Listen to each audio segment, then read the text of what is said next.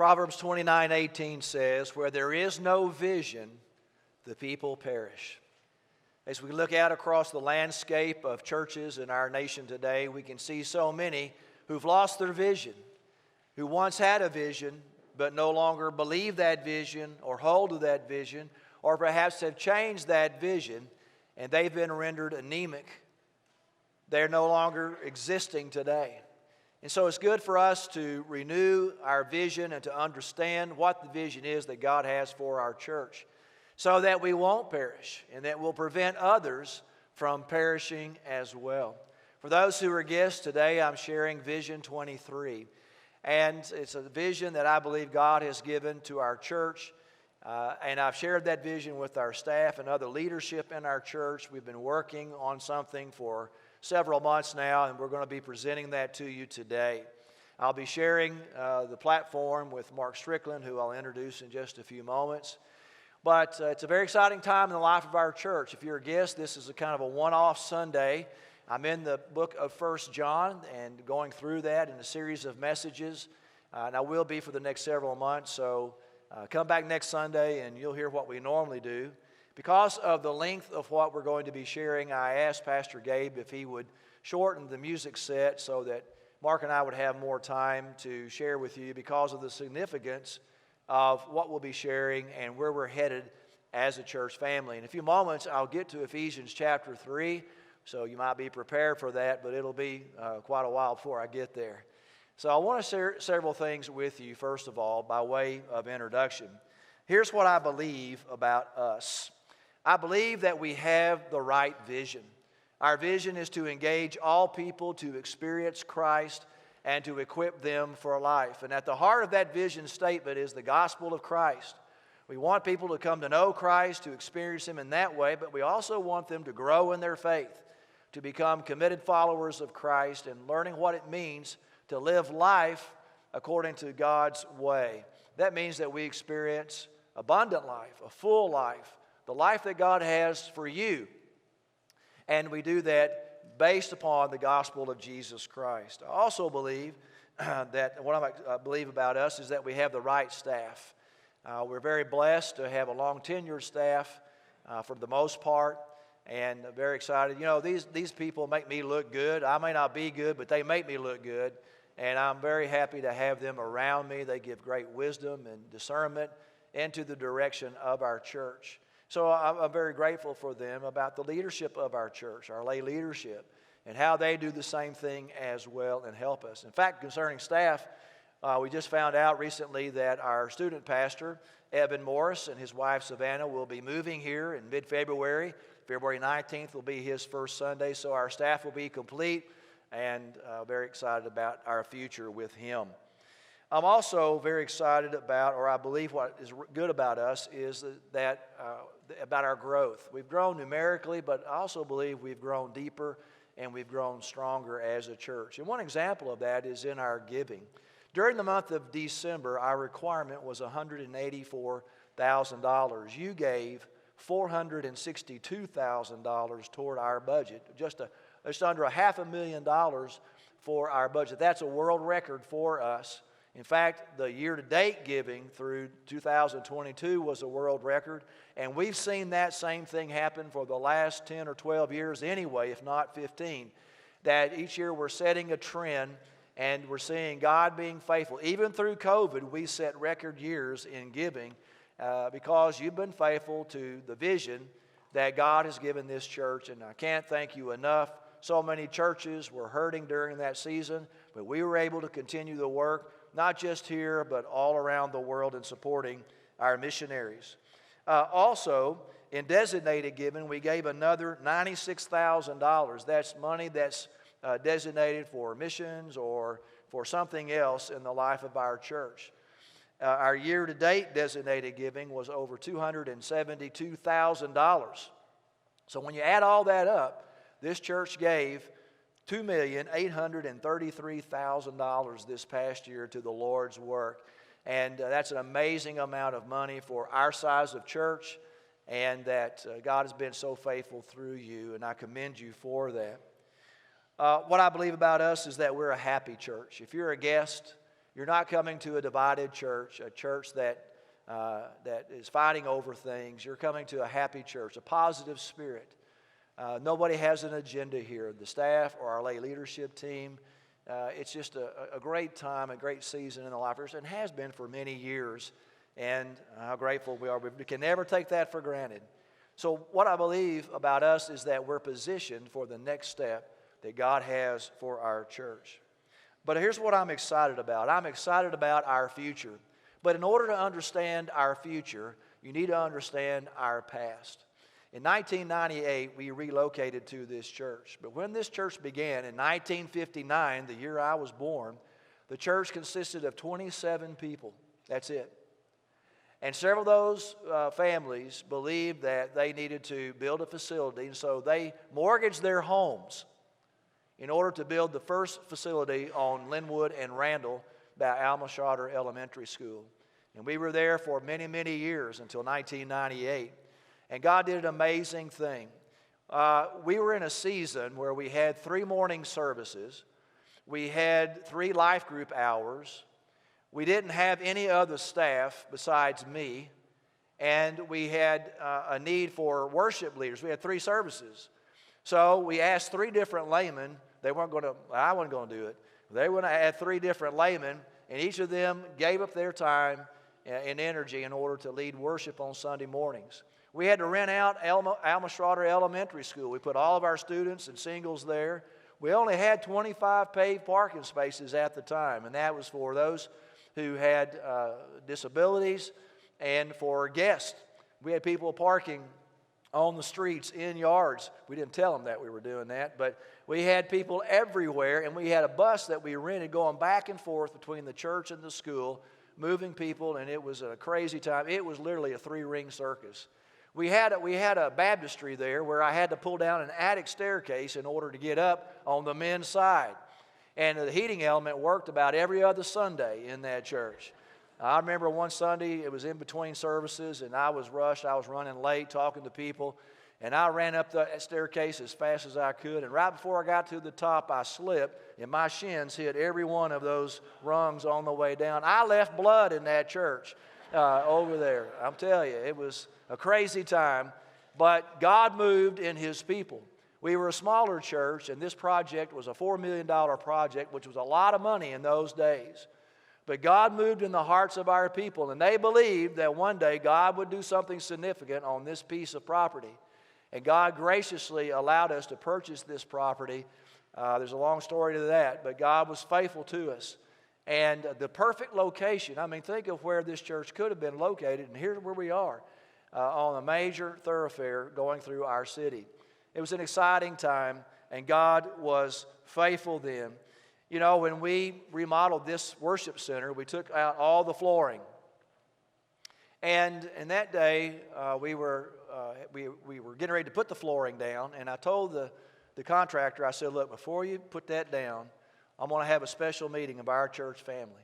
And so we came up here, and I invited the entire church, and we spread ourselves out throughout this room, and we wrote down a Bible verse on the floor, and we knelt, and we prayed, and we wrote our names down. And right here where I'm standing is where I put my name and my family's name and the Bible verse, and I took pictures of several others that had done the same thing. In fact, somebody showed me after the first hour me standing right here giving instruction to our church family doing that very thing.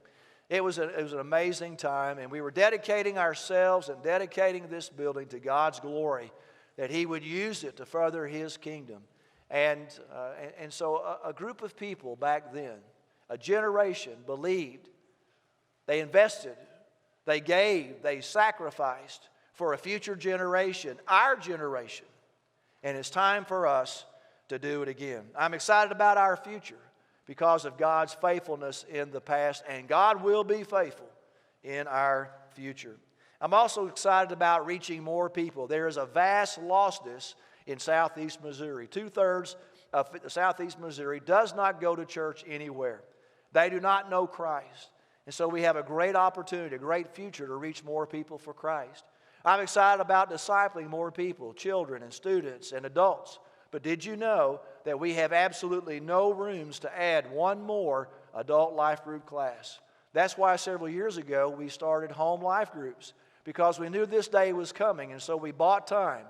We needed to do it back then, but we waited while we tried to expand our family groups at home, that we would get in a position for us to be able to announce what we're announcing today. And God's been faithful to do that. But we know that we need to add more classes here, not just for adults, but for other age groups as well, so we can disciple them. I'm also excited about the growth of our Access Ministry. You've heard a lot about it in recent days, and how we have a class for children, adult children with special needs. They meet in the fellowship hall. You know, that room is used for a lot of different things, and it's very hard to do that ministry in that room. But now we've expanded so that we can minister to little children with special needs. And many of you have responded to be a volunteer to help in that ministry as well. But we got a great future. I'm excited about reaching families. Again, I'll say it, I said it recently. You need to understand the impact this ministry is having when we have adults who come here and they take an adult child with special needs. For decades, they have not been able to go to church. And they walk in there and they leave their adult child in that room, and they come in here and sit down. It's the first time that they've been together in worship for some in their entire lives. And there's a whole community out there just like them who need to be reached with the gospel. So I'm excited about our future. Our church is not a yuppie church. It's not a senior adult church. It's a multi-generational church. We have all kinds of ages here. We have young children who are coming to know Christ. We have babies being born into the life of our church. The young children giving their heart to Christ. And just recently we had a 90-year-old man give his heart to Christ and became a member of this church family. I mean, the full spectrum. Think of how close he was to eternity without Christ. Well, we have a whole age group of people out there, young and old, who need to know the Lord Jesus Christ. I'm excited about the growth of Linwood Christian Academy. 2 years ago, we took the school over with 35 students. We had 95 this fall. We already have about 50 or 60 families that have indicated their interest in our school. We have a vision night coming up very soon in the next week or two. But here are families who are not a part of our school, but they're already showing interest in coming. And so we see that growth. That includes footprints all the way through 8th grade. Now, this project will allow us to come together as a church and to position ourselves for the future that God has in the ministries that He's called us to do. But listen, we cannot get behind the 8 ball and lose momentum. That happened once to me in ministry, and it took several years to recreate that momentum. We have momentum, and we don't want to lose that momentum that God has given us. But here's what I'm most excited about. I'm most excited about the spiritual journey that you're going to experience as you seek God and you see God provide for you in ways you never thought possible as you commit to what we're going to be proposing to you. I remember in those days when we made that commitment in 1996, and the stories that people told me of how God provided for them. They had no way of knowing how they were going to make the pledge that they had committed to, but God provided for them. And so you're going to experience that, and our church is going to experience it. And listen, it's going to be a witness to our community of who God is and what God is doing through the life of this church. So that's what I'm most excited about. But now I want to help you understand how we're going to get there. And so I'm going to ask Mark Strickland, who is the chairman of our building committee. Listen, Mark has given a lot of time and energy behind the scenes, many, many hours to this project. And so he's going to come and he's going to really get into the details of what we're proposing. So let's welcome Mark Strickland.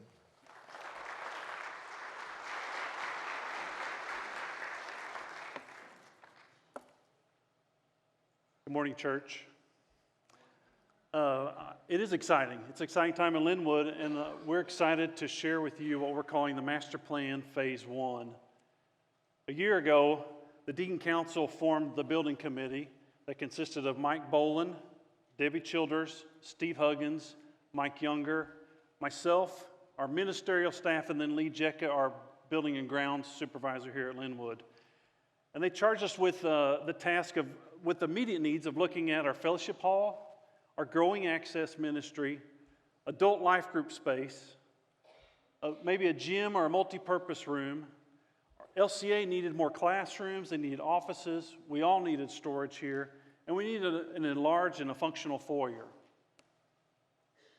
So in March and April, we started interviewing architects and master planners who specialized in churches, but also churches with schools. And we selected St. Louis Design Alliance. They've been a great team member and partner to us. And then right away in May, we started having focus group meetings and meeting with ministry groups and doing interviews with those leaders and those who are actually doing the ministry to help put this master plan together. And then in September, they came back and they presented that master plan to the building committee and to the deacon council and to our finance committee, and we began looking at it. But let's take a look at what Linwood looks like on a Sunday morning. So if you look in the gray, that's the worship center. That's where we're sitting right now. So everything in green on that screen is a kids ministry. So that's where our preschool's at. All the kids up through 6th grade. The orange is our student ministry, our youth group. You'll see the purple is where our adult life groups meet, and that's in the upper level over the fellowship hall. And then in the blue is where Access Ministry meets, and they're in the fellowship hall, which is right beside us here. If you look at the little yellow dot, that's our one elevator for the building. So that for all the senior adults who are going upstairs who can't do stairs, we have an elevator, and that's where that's at. So what's our church look like on a weekday when LCA is going on? So everything in red is our footprints, which is our preschool ministry. And then in blue is the school, LCA. And then you'll see the striped spaces, and those are our shared spaces. They use the fellowship hall as their cafeteria. They use the choir room for music classes, and then we have the library, which is over behind us, that they use. But if you look, there's really not any space in the building that's open for ministry use during the week when school's going on. So as we met with all those groups and we had those master plan themes, the big thing that came forward was our fellowship, multi-use, large group spaces. We needed that dedicated, designed access ministry space as that ministry is continuing to grow. We needed that senior adult life group space on our main level where they wouldn't have to go upstairs. We needed more ease of navigation within the building. We needed some of that storage space for growing ministries. We need expanded kitchen. Our kitchen is now serving a school 2 meals a day, and then we have ministry groups here at church. We were looking to enlarge our library and make it more accessible and visible. And then there's talk of a small chapel in the future of the church. So LCA has a master plan or a vision. Their goal is 50 students per grade level. They want 3 classrooms per grade level in pre-K through the 5th grade. They like to have 2 classrooms per grade level in their middle school, junior high, the 6th through the 8th grade. And then they aspire to have a future high school of 200 students. They want to offer the full range of classes and electives. They want to begin to offer more sports and extracurricular activities. So what does that master plan look like? So as you look, the gray area on the screen is our existing building. The yellow is our phase 1 addition that we're looking at. In the red would be a future phase, which would be a early childhood kids ministry wing. The blue would be the high school that would wrap around this phase 1 that we're looking at. And then the purple would be a future chapel there on the front of the building. And then we would be enlarging parking in this area. We'd be infilling with paved parking to get a net growth of parking as we continue to build those phases out. So our phase 1 will include a gymnasium multipurpose room. We'll have a cafeteria commons space. We're going to expand that kitchen. We'll get those adult life group spaces on the main level. We will have a dedicated and designed space for our access ministry. We're going to give LCA classrooms 2 per grade level up through the 5th grade. And then we're going to get a dedicated classroom for the art and the science. We're going to have a relocated and enlarged library. And then we're going to relocate our offices. We'll have a larger foyer and more security with access into the building. So when you look in yellow, that's the phase 1 addition. So right here will be our new front door which is, for a reference point, is basically where the flagpoles are right now. So you'll walk into a new secure vestibule. You'll open up into a large two-story foyer. But there to each side, this is our admin suite now. So one side will be the school offices, one side will be the church offices. Behind that, you'll see kind of a conference room space. But then you'll notice we've put in a nice large staircase to get up to the upper level that you can pass people on when you go up and down. And then we'll have a full-size gym in our commons, and then we're adding on to the kitchen. So let's look at that space. Oh, this is the second level. So the second level will have classrooms over the office area. It'll be a two-story addition. So let's dive into it. As I mentioned, we'll come into, this is where the flagpoles are right now. So we'll be building out with that new vestibule, secure vestibule. There'll be a reception window right there. So when you come in for school, the parents, it's very easily accessible. When you come to church, the offices are right there. So we have our admin suite. And then I mentioned those multi-purpose rooms like a conference center behind the offices. Those could be used for life groups, weekly Bible studies, whatever that could be. And then you'll notice, again, that new nice staircase going up to the upstairs. We will be removing this small staircase that's out here in the foyer for part of the work that's going to happen in the fellowship hall. We are going to add the commons, which will be the cafeteria for the school, with seating for about 220. And then we've got a full-size gym with movable bleachers that'll seat 300. And then if we were to actually put tables and chairs in there, it'd be about 450. But that's a full-size basketball gym, volleyball court. And then we're going to have a divider that you can divide it to two smaller basketball courts, volleyball courts, maybe pickleball. We could have different ministry groups using it. With that divider, you can have two different groups using it. During the week, Footprints might be on one side, LC on the other. At church, Wednesday nights, kids could be on one side, youth could be on the other. We can have different activities throughout the week in that. Again, everything that we've looked at with the building committee, we had two filters that we were looking at. One, we wanted everything to be God-honoring. And two, we wanted everything to be multi-use, multifunctional, and mutually beneficial to Linwood and to LCA. We're not just building a school, we're building a facility for the church. So when we go upstairs, you'll notice we've got 8 new classrooms. Those classrooms are going to be what I'm going to call a generic classroom, a multi-use classroom. They're not going to be designed specifically for one thing or another. Those classrooms are going to be able to be used by any age group. Most likely, LCA will put 2nd through 5th grade up there. But then for a church, if we need to start a new adult life group, we got a room for it. Or if a new children's class or a youth class or whatever Bible study we need to start on Sunday morning, we now have space to do that. And then we'll have that connector, which will go from the new building to our existing building. It'll come through right by the elevator, and that's where we're going to see our new media center. Our new media center is going to be twice the size that it is now. We'll have a science lab up there, and we'll have an art studio. So now you can imagine that your life group is wanting an art night. You don't have to go downtown. You can have an art night here at church. So back in the back of the building, when we relocate our offices that currently occupy, the offices will now become our Access Ministry Suite. We see that as critical back there because they have their own door. Parking is right beside the door. So those families bringing their loved one in are not going to have to come across the whole parking lot. They can come right into the building. We can design that space for our Access Ministry. We'll also have some expanded storage back there. And then also as we move the library upstairs, we can now use that as a classroom space. So we have another classroom on the main level.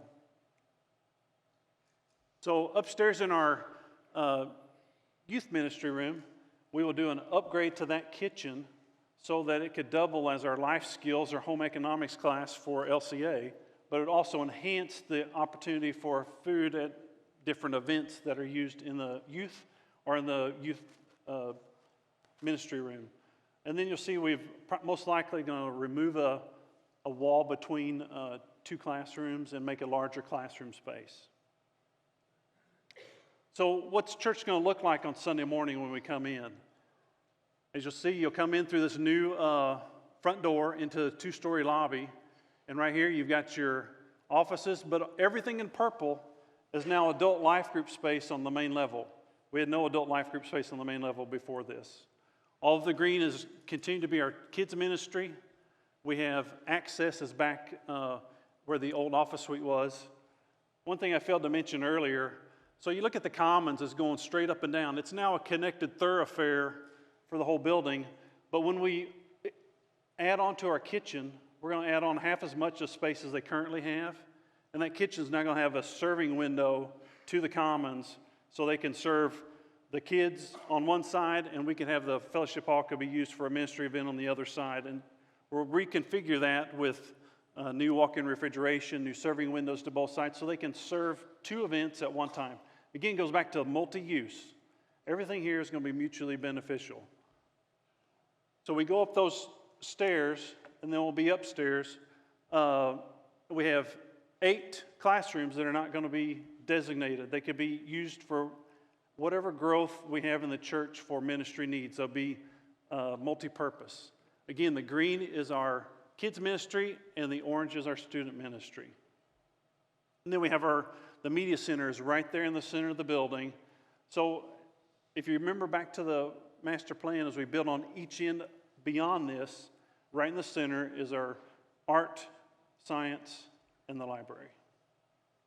So I've showed you kind of what phase 1 is going to look like, where the spaces are going to be. Now I'm going to show you what it could look like on the outside. Nope, I'm sorry. That's the next slide. This slide is, what does the school look like? What's the addition look like when LCA is here? So you see the red is footprints. The blue, we now have those school offices are right at the front door. And then we have the gym and the commons are for their use. And then we go upstairs, and this is the change for LCA, is they're going to now use the youth wing for their middle school, their 6th, 7th, and 8th. And then we have the other classrooms will be in the blue. And then in the center, we have our art room, our science room, and our library. So now I've showed you how the building is going to be used for the church, for LCA, and now I'm going to show you what it might look like from the outside. So that would be the new front entrance with a future drive-up canopy and drop-off. So that's the new front door. And this is the same look from a different angle. Those windows on the bottom would be their office suite. Those double windows above would be your classrooms that we talked about. And then here would be our view from Kings Highway. So I've showed you where the spaces are, what it could possibly look like on the outside. Well, now, what if we were to actually go into this space? So we've now walked into that new secure vestibule. There's that reception window where you might see Chelsea Carver with LCA sitting there, or Lisa Sanders with the church. Now you're going to walk through into our new 2-story vestibule. So our next step space is still there. You're now going to turn and go into the new addition. You'll walk past a welcome center. See those nice wide stairs we were talking about going upstairs? So right here is that's the corridor between the gymnasium and the office suite. And now we're going to turn around and we're going to walk into the commons.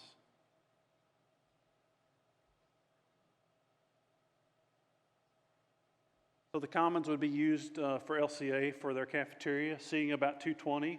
But that could also be our Wednesday night meal.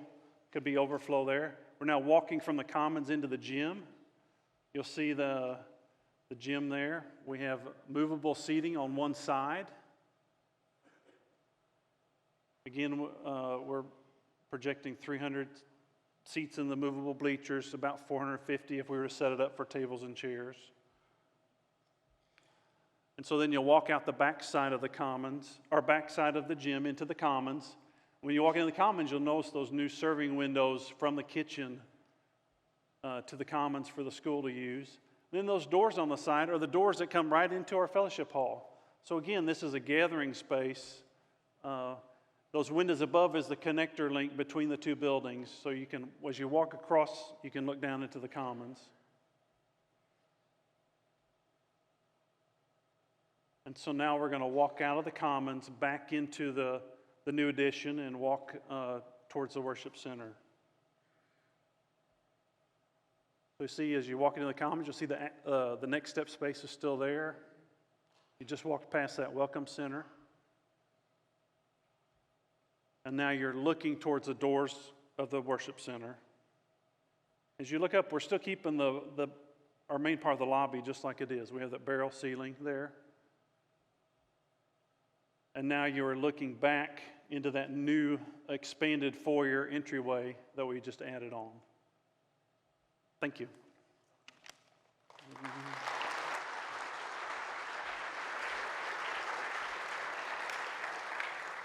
Well, it's very exciting, isn't it? And we see the main point that Mark is making is that this is a facility that is multi-usage. We've been talking about a large multi-purpose room that you've seen designed for many years. We've known that that's been a problem for us in a lot of ways before we even had the school. And then, of course, as I mentioned, adding adult life group classes has been an issue as well. So what's going to be the cost of the facility? So let me run through these numbers so you'll know. First of all, the building project itself is $10.6 million.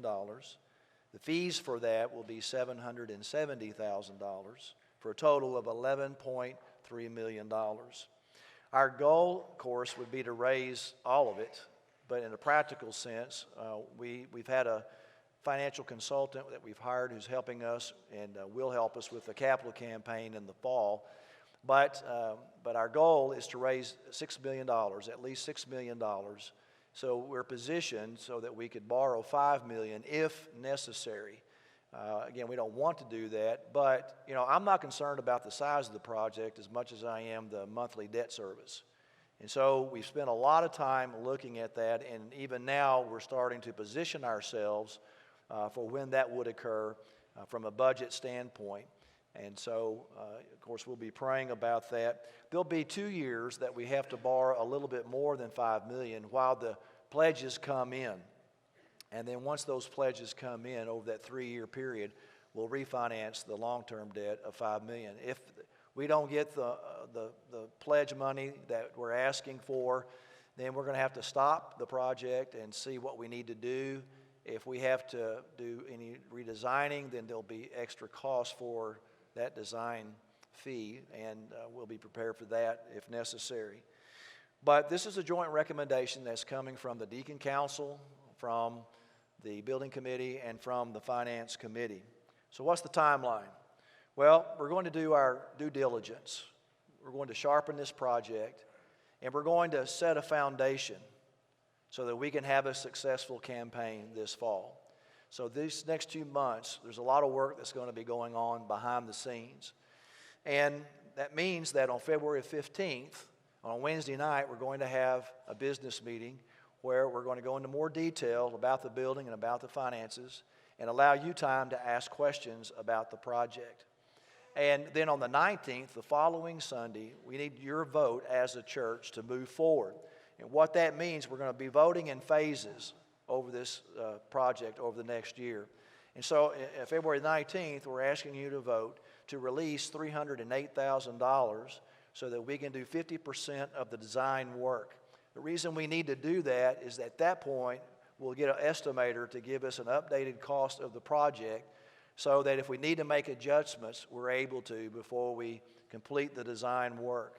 So in May, we'll see what that number is, and then we'll need church approval to move forward with the rest of the design work as we get ready for the bid process.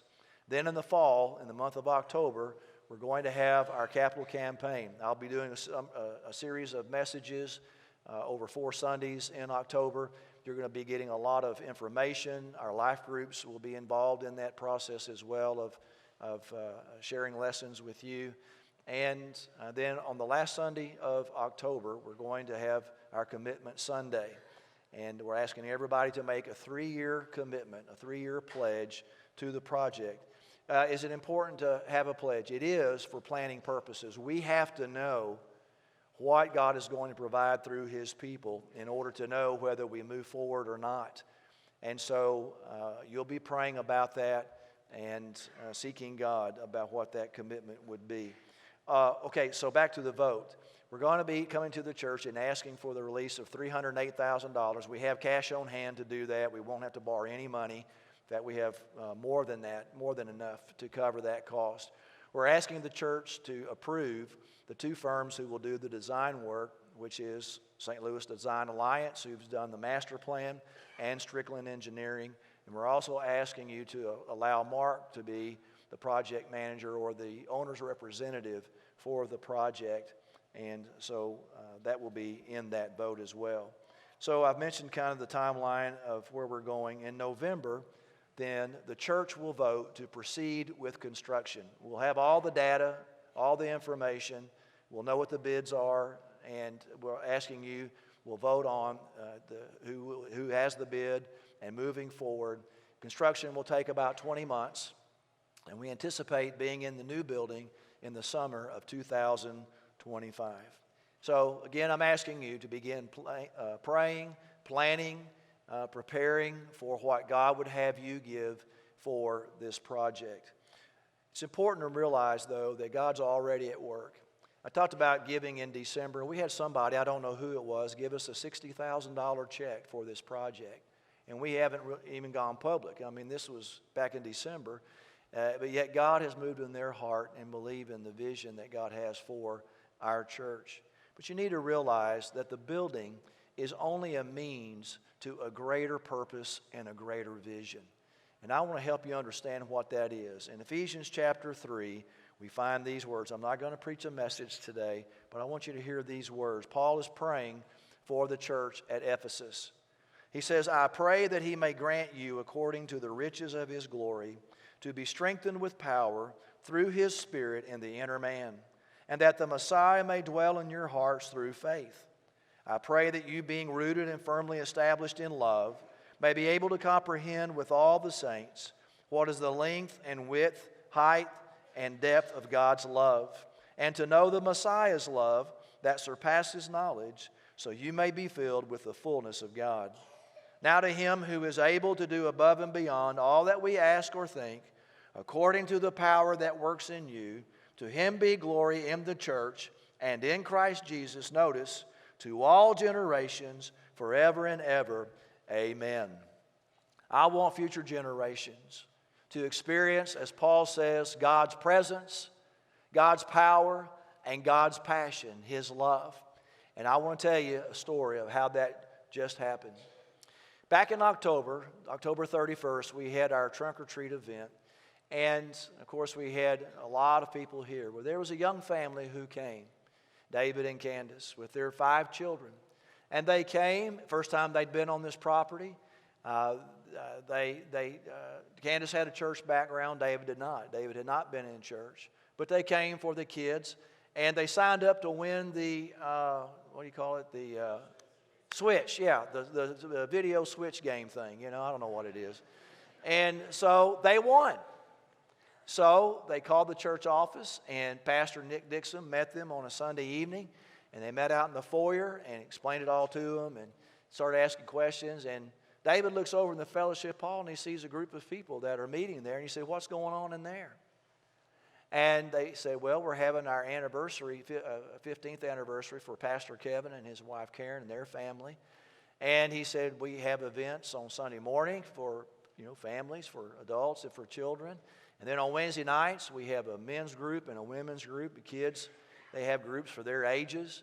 We have a meal at 5 o'clock, and we'd love for you to come. Well, guess what? They started coming on Wednesday night. He came to the men's group. She came to the women's group. And the kids started coming. And the kids loved it. And they got engaged in the church. And then in the men's group, Mark Harper invited him to come to his Saturday morning men's group. And so he started coming. And a few weeks later, David gave his heart to Christ. A few minutes ago, I baptized David. That's why we built this building. In 1996, a group of people felt that God had a future for this church, and they believed in the vision that God gave us. David and Candace, I hate to tell the church this, y'all were 4 and 5 years old when this happened. Little did they know that over 20 years later they would be connected to this church. They saw a building. They came to an event. They saw something happening in a room, what's going on in there. And God worked in their lives. David giving his heart to Christ and Candace recommitting her life. And so now they're actively involved. You know, last Sunday, Access had a meeting for those who wanted to get involved in the buddy system for the children with special needs, and Candace signed up to be a volunteer. Did you know that there are 4,598 children under the age of 5 in our county? You know, I think 10% of those kids ought to be in our church. Now, don't tell Pastor Nick that. He might quit on me.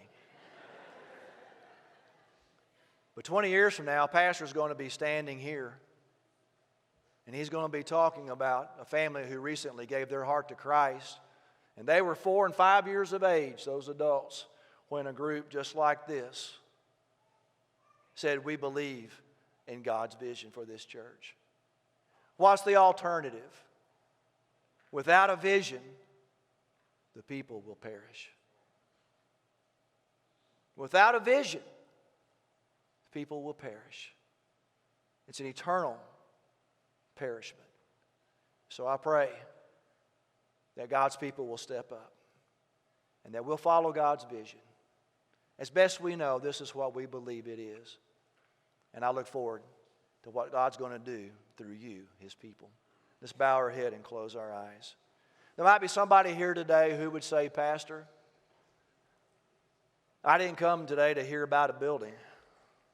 But you see, it's more than a building. The vision is not about the building. The vision is about God, and it's about people. It's about people who need to know Him, to experience Him, and to become equipped for life. And that's how David and Candace got engaged with us and with the Lord. But you might be here and say, I came because I don't have a relationship with God. And I know I need that. I need to experience God and His love, His presence, His power in my life as Paul prayed for that church. And today, it's my great privilege to invite you to come and to have a relationship with God through Jesus Christ. It means acknowledging that you're a sinner and that Christ died on the cross to pay the penalty for your sin, and that God raised Him from the dead to validate the work that He did on the cross for you. He's alive today, and He wants to live in your hearts. And so I pray that you'll come and give your heart to Christ. You may not know what to say or do, but we do, and we'll help you. Many in this room know the Lord. But you know, the vision is really not about the church. It is, but it's about you. And the vision that God has for you is not all, the end-all, be-all is not about the church. It's about you experiencing Him. And maybe something's in your life that's preventing you from experiencing the fullness of Christ. Again, Paul in that passage talks about the fullness of God. He wants you to know Him and experience an abundant life, a fulfilling life, a meaningful life, a life that matters. And that means helping others know Him. So today I pray that you'll have a moment with the Lord. He knows what's going on in your life and in your heart. Ask Him to help you. He'll be faithful to do that. There might be others, God is leading you to become part of our church family. Hey, it's a great time to come to Linwood and be a part of what He's doing here. And we would love for you to be a part of that so that you can grow in your walk with Him. There might be others that you need to come and just pray here at the altar. You have a burden on your heart, or you want someone to pray for you, you let us know. We'll do that. God, you are so good. You've been so faithful to this church for so many years. And Lord, we know you'll continue to be faithful. But Lord, you're good and faithful to us on a daily basis in our personal lives. Sometimes the enemy clouds that vision that you have for our lives. But Lord, help us to know in those quiet, lonely, dark moments, that you are with us and that your power is within us. And Lord, that we can do all things through Christ who strengthens us. Help us not to be discouraged or believe the lies of the enemy. But God, let us love you and serve you to help others love you and serve you. Help these who need to make commitments now. In Jesus' name, amen.